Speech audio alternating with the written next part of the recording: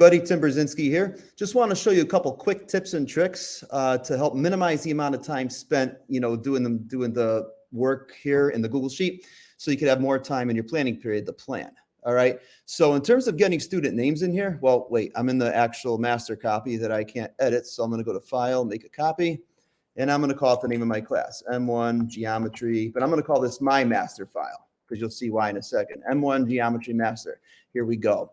So now once the copy is made, all right, I can enter my student names right up here. That's the first thing, but I only have to do this once a year. I don't have to do this every time because afterwards I'm going to copy this copy and not bother copying the master again. You see what I mean? So right here I have A, John, and say maybe B, Aminata, and say C, Tasha, something like that, right? And I'll do the whole class list of whatever I have. I like to use last name, comma, first, last initial, because down here at the very bottom, it's going to get crowded very quickly. So I just need to find the student quickly. I want to see more tabs at the bottom when I make it. Okay. So once I do that, okay, let me go back to normal Zoom.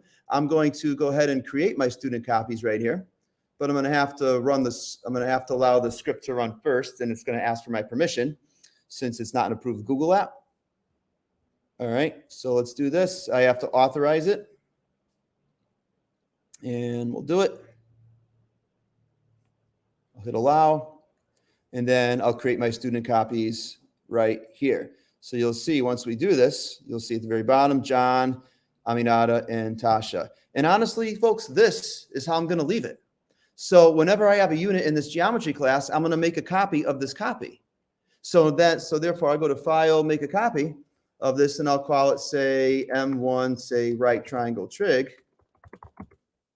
If that makes sense, right? Make a copy. And now see all my student tabs are at the bottom already. And now all I need to do now, I don't have to touch the class list.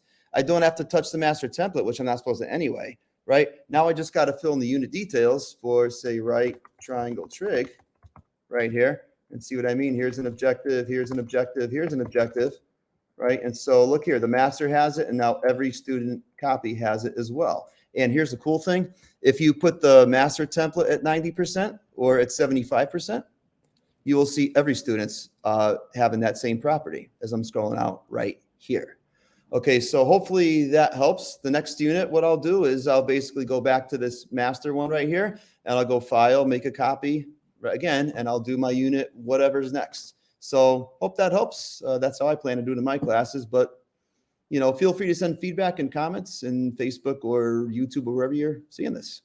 Hope this helps you and your students.